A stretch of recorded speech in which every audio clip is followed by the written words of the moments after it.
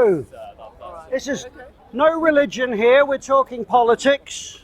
We're talking about feminism and what feminism has done to the modern society, what it's done to Western culture, what it's done to families, what it's done to men and what it's done to women. And feminism might surprise you. It's as insulting to women as it is to men. It says that men are suppressors and that women are the oppressed or oppressors and women are the oppressed. And to be quite honest, most men are not horrible monsters who want to rape everybody, and most women aren't poor little things that run away if a sparrow farts. They're quite capable of being as strong as men, and often the head of the family is actually a woman. Now, one of the things that has been talked about by Philip Davis. Does anyone remember in the newspapers he was saying feminists want their cake and eat it? And what he was talking about was about the differences in Philip Davis here, a quote, if men were treated as leniently as women in sentencing terms, 5 out of 6 men in British prisons wouldn't be there. Now that would surprise people because in Parliament they're always talking about how women are treated badly in the courts and how they get longer terms in prison and how it affects them more badly. But like I said, if men were treated as leniently as women are in prison, 5 out of 6 men wouldn't be in prison. Now this is not an attack on women. This is talking about how women are quite capable of committing crime, some women are, as men are, the men who commit crime. And I have a list here. And the starting of the article that I got it off was, is this a vast iceberg of female crime being totally ignored within our society? So I've got some lovely examples of ladies who have done terrible things. Alice Walpole, she's 24, a marine biologist, smashed a glass into a stranger's face and almost blinded him. Completely unprovoked attack. Now what was happening, they'd both had drinks, they were chatting together, his mate tapped him on the shoulder, he turned around, put her nose out of joint, she wasn't too happy, so she hit him in the face with a glass. Damaged his eyes, now got double vision in one eye. She was given a suspended sentence. Now the judges are all saying in Britain that you missed going to prison by the width of a hair. You're lucky not to have gone to prison. They're all saying that. And the thing about our judges, most of them are men. And a lot of it's chivalry. They think prison isn't a good place for women. It's not a good place for anybody. Certainly not a nice person. And even people who are prisons full of often damaged people. But there is a hard core of very violent people who should be in prison. Or should be somewhere where we don't have to interact with them. Because they cause harm. And it doesn't matter whether male or female. And you'll recognize as I'm reading this. This was put up, this was posted on September the 14th. Sharon Mincher, suspended sentence. Cheated an elderly man out of £40,000. She has 184 criminal convictions to her name. Suspended sentence was not held up. So she actually did go to prison because someone complained. Because this woman was not a nice person and she got a suspended sentence. This is one of the good things. You can change it if it's done within a limited time. There's a lady called Anne Colcom, 53, forged her husband's signature of £120,000. She was given a suspended sentence. She is a police secretary. Now she should have gone and done time for that. There's some non-violent ones in here. Posted September the 13th, Charmaine Wilson, 25, a nurse, faked a DNA test and pretended her cousin's baby was hers. That's paternity fraud. That's to get money out of a man, to claim the man's the father when it wasn't. She walked free. Another suspended sentence. I don't even know if she got a sentence. But that is one of the most horrible crimes, and a very common crime, is paternity fraud. Paternity fraud. What I'm doing here is I'm reading out a list of women who got suspended sentences. And most people do not realize, this is to new people here, that if men were given sentences as leniently as women, 5 out of 6 men in prison wouldn't be there. And we're told in Parliament that women are given a hard time when it comes to the courts and court sentencing. They are not. And most people, it's still a lot of biology in there. There's a lot of men who don't think prison's a good place for a woman. But the thing is the women who are as violent as the men who are in prison are quite capable of doing all sorts of things, just as men are. And there are some incredibly violent crimes.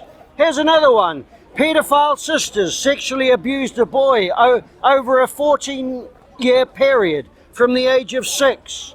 They were spared jail because they were deaf.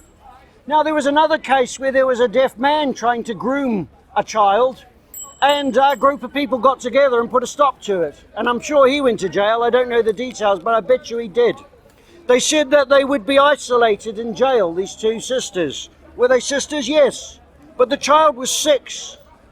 And we need to start looking into this. And when you see these articles in the BBC or in the paper, have a look at what the sentencing is. Because a lot of women are getting away with bloody murder. And it is true. This is posted on August the 24th. Mother in her 40s repeatedly bet her children across the arms and legs and backs with a TV cable. She got a suspended sentence. Now, if a man did that, he would be up for child abuse. This shouldn't be happening in our society. Equality, what does equality mean?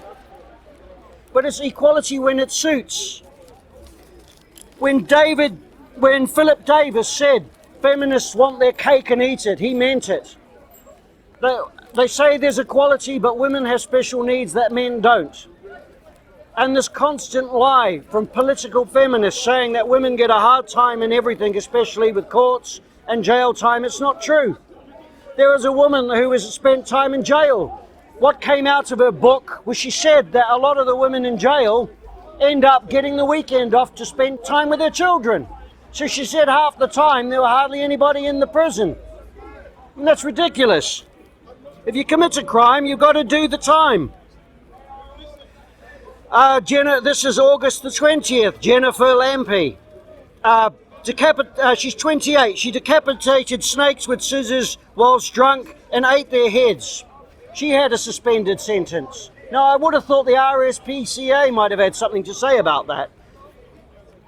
August the 20th. Laurel Clayton, 23, struck a policeman's head with a glass bottle while drunk. She got a suspended sentence. Can you imagine myself if I was drunk and got a beer bottle and tried to hit an officer with it? I would be done, and I would deserve to be as well. You don't do that. You don't behave like that. And her excuse was she didn't realise it was a policeman. So then it's all right to go around hitting blokes over the head with a beer bottle when you're pissed. It's not. Gemma Stanbridge is 25. This was published on August the 18th. And it's published on Mike Buchanan's A Voice for Men. Not A Voice for Men, Justice for Men and Boys. It's a political party for men and boys and women who love them. And it's not pro-feminist. Now, Gemma Stanbridge, 25, spared jail for a second child sex offence. And if I recall properly, it's the same child that she went after a second time and she was spared jail. A mother is jailed for subjecting her children to needless surgery so she could claim £375,000 in benefits. Despite the doctor's warning 3 years beforehand. She was arrested. There's a good one. I don't know for how long. I'm sure if the father done it, he really would have been arrested when he started that. This was published August the 15th. Tammy Louise Craig, 29, drunk single mother. Part blinded a woman with a stiletto in a row over chips. She got a suspended sentence. And what's quite interesting with a lot of women who are drunk, who use their shoes or other things they actually try and blind people. There was a man who offered this woman's friend some hot chips. And her friend didn't like it, so she stuck her heel into his eye and it went down the side of his eye and his nose. Went right down into his eye. It's damaged his eye. She got a suspended sentence. And when you see a picture of this woman, she's a professional class of woman who did it. The guy was a working class guy. But they didn't seem to sympathise with the fact of what happened to him, and he's only a youngster as well, in his early 20s, I think. Suspended sentence. You can't do this. It doesn't matter if you do this with men. They are not going to learn the lesson. They think when next time they're drunk, they're not going to think about the repercussions of what they're doing, because there are none. Gill uses 50 Shades of Grey book as a basis to for false rape claims against her father, claiming that 8 incestuous rapes over a 6 years period. And it was a policewoman who read the book and went through it with the young girl and realised that it was all porkies. But of course she wouldn't be held accountable for it. The poor man. We know that people do horrible things. Men can do horrible things. But to be accused of it, when you're not that way inclined, as most of us aren't. Michelle Mahay, I can't pronounce that, 23, slashed open her boyfriend's hand with a knife, given a suspended sentence. Now he was moving out, he had left her, and as far as I know, he'd come to pick up his stuff. She cut his hand right across deep into the palm, and she was given a suspended sentence. I hope I don't ever sit in a pub and she's sitting next to me. Catherine Collins, 51, blinded her disabled husband in one eye, damaged the other eye, beat him up with his crutch, he was disabled, ripped open his scrotum by lifting him by his testes using her fingernails, suspended sentence. Can you imagine if you had a sexual attack on a woman like that? You know nobody would say you should be let off. You would be basically sent to prison for quite a while, I would imagine. She wasn't. Suspended sentence. She had a habit of beating this guy up who was disabled and got away with it. Cab driver falsely accused of rape, saved by a mobile phone app. Austria Berwick was jailed for a small time. Good. But if he hadn't had that phone app, the accusations would have been taken very seriously. Teacher cleared of rape in just 26 minutes, ruined by a £195,000 legal bill. Mentally and physically crushed by a troubled teen's false allegations at an £18,000 a year public school. Her accusations about him mistreating her were rubbish because it was in an open room with people all around it, so it couldn't possibly happen, yet it was taken seriously. We have Alison Saunders, who's in charge of CPS, Criminal Prosecution Service. She has said, as a radical feminist, which she is, she says they want more men to be held accountable for sex crimes. There aren't that many doing it. She has to invent things, and it's what she did. And it's what she does do. And she's a radical feminist. And we're here, and we've been coming here for 3 years for challenging what feminism is and what it says about men and women. Because it's ruined people's lives, it's ruined our culture, it's screwed up marriages, it's made young people unhappy, it's made feminists wealthy. Feminism is for feminists, it's not for men and women. This is terrible. Heartbroken mother of 55 of a teenager who hanged himself over a false rape allegation. Kills herself after the first anniversary of his death. She couldn't see a future without her son. Now the young girl who made this allegation, she won't be held accountable at all for this false rape allegation. And we're told that we're living in a rape culture, but a rape epidemic. We're not living in a rape epidemic. And they're saying that rape is acceptable in our culture. It is not acceptable in our culture, and it never has been. Feminists are saying that, and they make a lot of money with their charities getting funded and women's groups getting funded to combat this, because men and women value women. We don't want women being harmed. But the feminists are on a cash cow. And we can understand when men do things like this, but it's harder to understand when women do. And they're just as capable of doing it. It really depends whether or not, like me, you've been a nurse for 20 years. Well, you're a nurse. Well, you've probably seen a lot of things. Oh, yeah. You're speaking to the choir here. Good. Thank you. Amy Barnes, 19. Drunk single mother. And Scarlett Kinsella, 20. Also drunk. Battered a mother desperately seeking for a missing son, searching for a missing son. I think she was going around the pubs and two women gave her a hiding because they were drunk. Lisha Tate, 22, cried rape after getting the cold shoulder in a Belfast nightclub. She was jailed for that, so there must have been witnesses. But it's an uphill road if a woman decides to accuse you of rape, if it's a false accusation, because she doesn't have to present herself in court. She can be curtained off. Here we go. This was put up on June the 16th. Brazen child rapist admits she'll rape again. Courts let her free. Scarlett Drury abused a boy and two girls and said age is just a number. So they didn't actually lock her up. I wouldn't want to be a parent. Sarah Kane, 30, posed as a doctor and stole medical supplies, avoids jail by saying she's terrified of prison. She must have had a very sympathetic judge. This was, what's the word? I keep forgetting. One moment. This was posted June the 9th. Dawn Walker, 34, drunk single mother who bit her PC's face following a 2 a.m. car crash, escapes jail after insisting she's a good role model.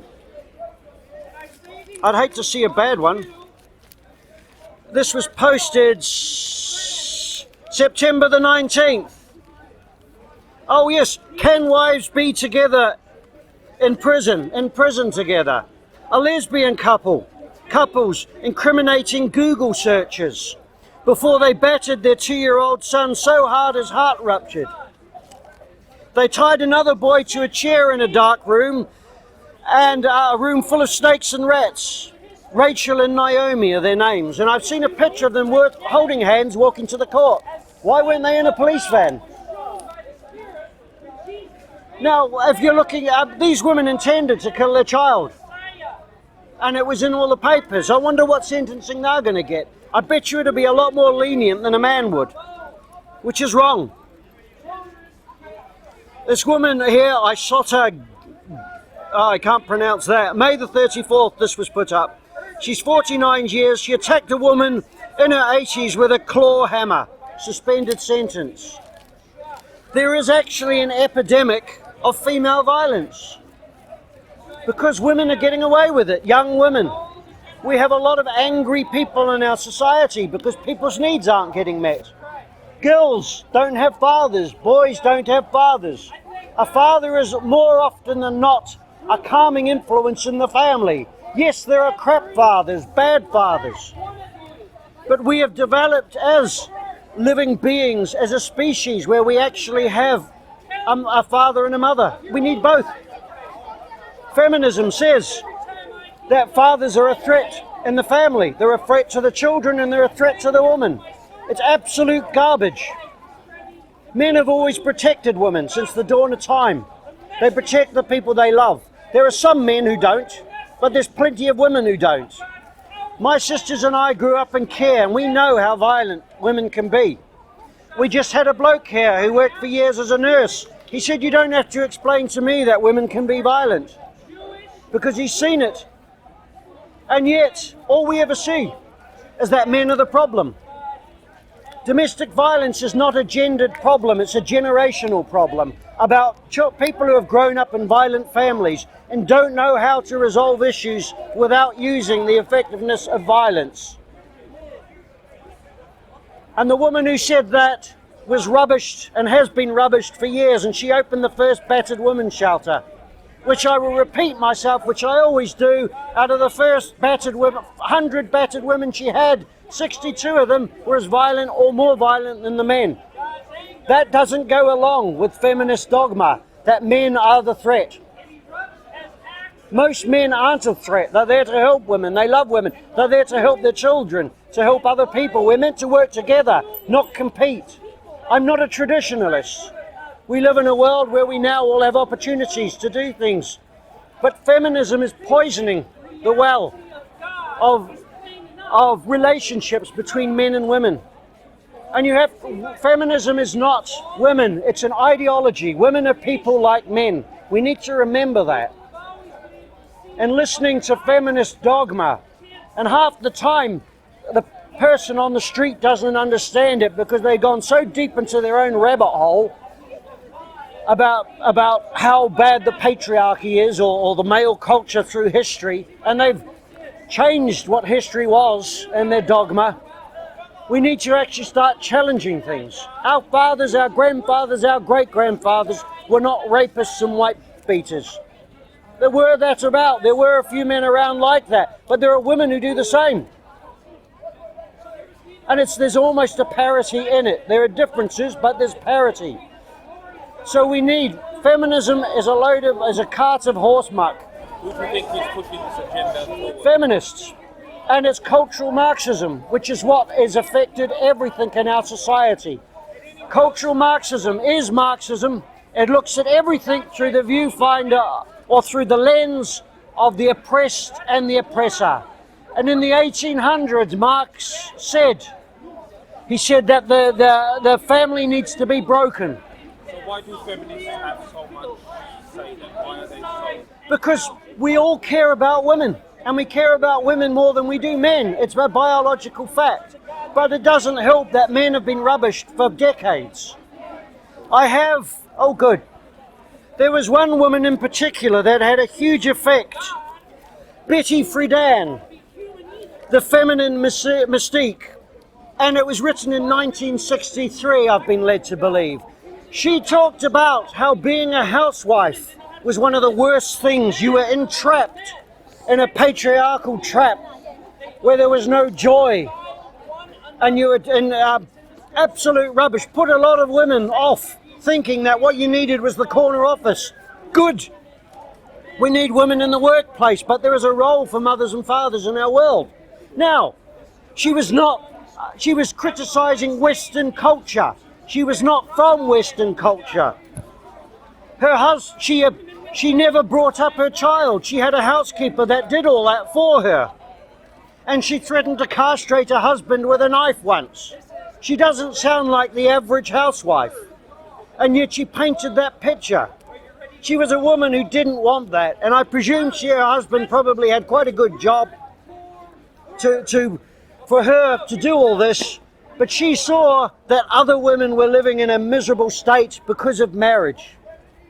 See, my grandmother probably my great-grandmother, if she was able to be at home, it would have meant she wasn't in a bloody factory. Most working class people were. It would have been something to be proud of if your husband made enough money to keep the wife.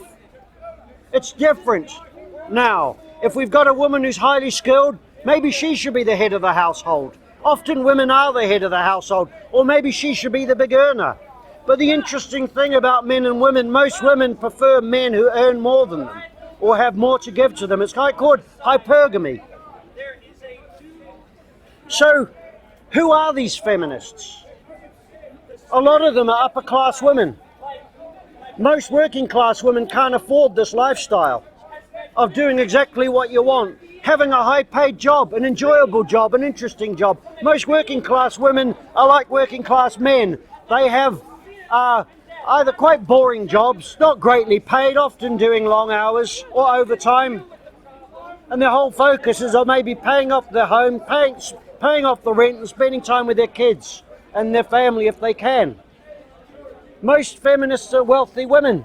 And unfortunately for the gay community, we have a real problem. An awful lot of feminists who are incredibly toxic towards men, boys and masculinity are lesbians. Not all lesbians, but there is a very high proportion of women who hate men tend to be homosexual women. And I can say that because I'm gay. A straight man saying it would be seen as homophobic. But some of the most horrendous toxic stuff said about the living men and boys in the world, or our grandfathers and great-grandfathers, are said by women who don't want to marry. I believe that a person should have the life that they choose as long as they're not hurting anybody, and they should flourish. Doesn't matter what your sexuality is. But if you hate, and this is what it is, hate. We're accused of hating. We don't hate. We talk to women all the time. Men and women, we admire women. We admire men, but we don't admire feminism, because feminism is cancer. That's a word that's out now. Feminism is cancer. And when a woman says, I'm a feminist because I believe in equality and I believe in women's rights, that's not what feminism is anymore. And a lot of the third wave feminism was toxic. We have equality feminists that have a lot more to do with men's rights activists than they do with feminists. And feminists hate women who are not feminists, especially if they're a doctorate trained in feminism. They call them a doctor in academia, obviously.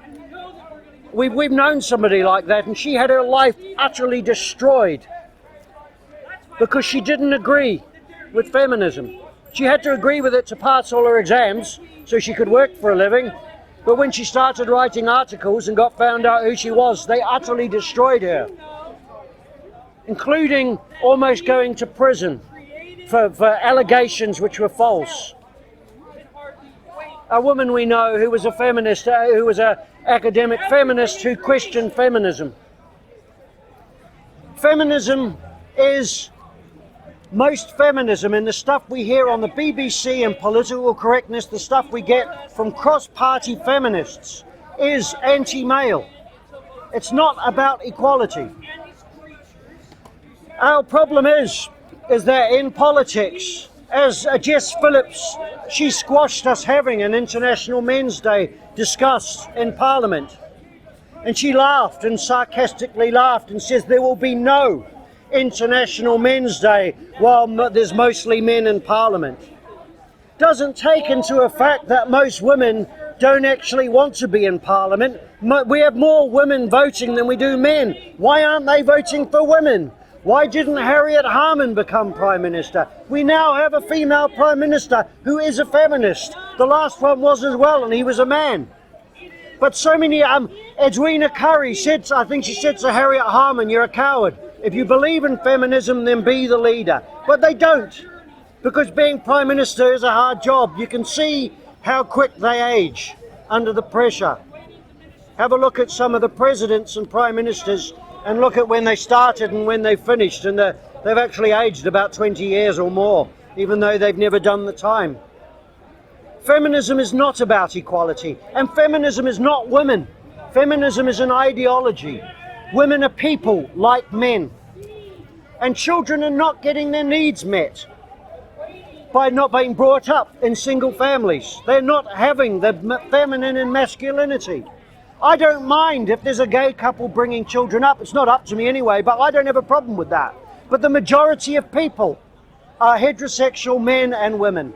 And it's very important for little boys and little girls to have the male and the female role model. Men sacrifice themselves for their families, more so bodily so than a woman would.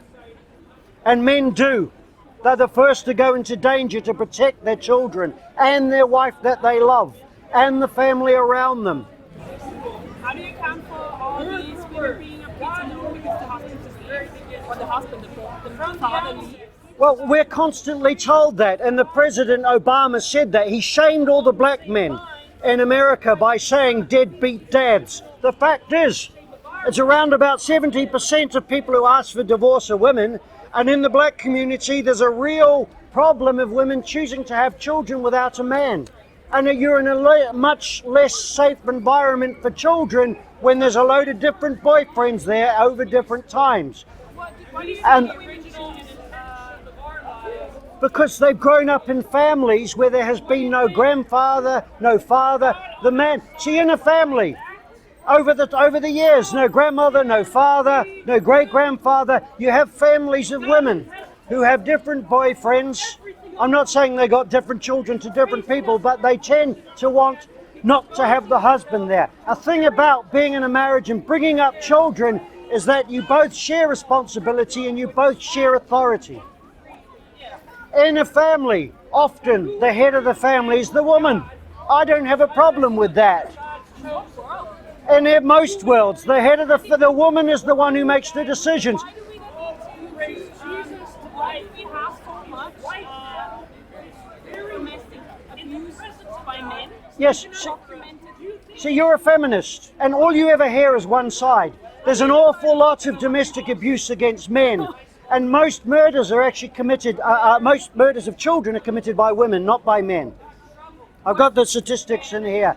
And women are just as capable of domestic violence. I have a little list here which I read out before. We have a real problem in Britain, and I'll go back to where I started. There's a politician called Philip Davis. If you're British and you've been here for the last few weeks, you would have seen him. He said feminists want their cake and eat it, and he meant it. And what's happening is we have suspended sentences for women who have committed the most heinous crimes against other men or women or against children, and they get suspended sentences. Philip Davis is in politics, and he used parliaments and he used their archives to find out about the statistics on men and women, those who are held accountable and sent to prison. If men, and he wrote this, if men were treated as I think it was him that wrote this, if men were treated as leniently as women in sentencing terms, 5 out of 6 men in British prisons wouldn't be there. Women are treated very leniently in prison, and most of the judges are men. That's true. It's chivalry. It goes back to the fact that men feel that prison is not a good place for women. But when you actually find out some of what some of these women have done in their lives, and the other thing is, they are violent people, some of these women, but they come from violent backgrounds. And Erin Pizzey in the 1970s, who opened the first battered woman shelter, found out that it is not gendered. Violence, domestic violence is not gendered, it's generational, and it's about children growing up in violent families, boys and girls. How do we change that? What Erin Pizzey found, like I said before, out of the first 100 battered women she got in, she found 62 of them were as violent or more violent than the men. The women who married badly were easy to help. You got them away from the bloke. The women who were violent weren't easy to help. What they need is long-term counselling, and so do the men that they're with. Long-term counselling. Domestic violence shelters get about £2 million a year, and they are run often by volunteers. There's a huge amount of money which doesn't go to women's interests, it goes to feminists. And when Erin Pizzey, the feminists had run out of funding back in the 70s because they had challenged a lot of things and got a lot what they want. As soon as Erin Pizzey came along with the domestic dealing with broken and battered women and damaged children and men as well, they stole it off her by saying it is men and masculinity is the problem. They didn't say masculinity. See, for years feminists have said men are the problem. Now they're saying masculinity is the problem. They've changed it because we've challenged it. And they're saying masculinity, there's real problems. Masculinity is essential. Competition is essential.